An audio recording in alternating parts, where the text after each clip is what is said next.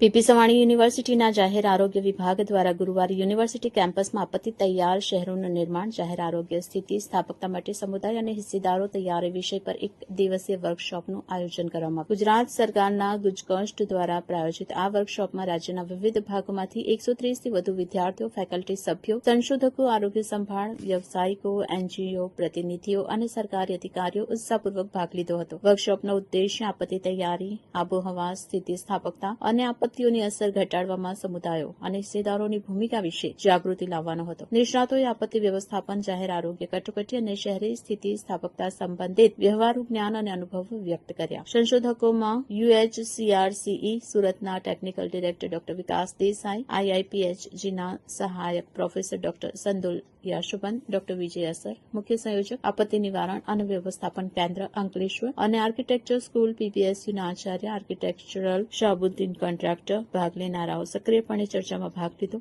અને આપત્તિ જોખમ ઘટાડવા અને તૈયારીના પગલાં વિશે મૂલ્યવાન સમજ મેળવી. વર્કશોપનું સંકલન ડોક્ટર દીપક વિશ્વકર્મા, વડા, જાહેર આરોગ્ય વિભાગ PPSU, ફેકલ્ટી સભ્યો અને વિદ્યાર્થી સ્વયંસેવકો દ્વારા કરવામાં આવ્યું હતું. કાર્યક્રમ આભાર વિધિ અને આપત્તિ તૈયારી પહેલમાં વધુ સમુદાય ભાગીદારી માટે હાકલ સાથે સમાપ્ત થયો.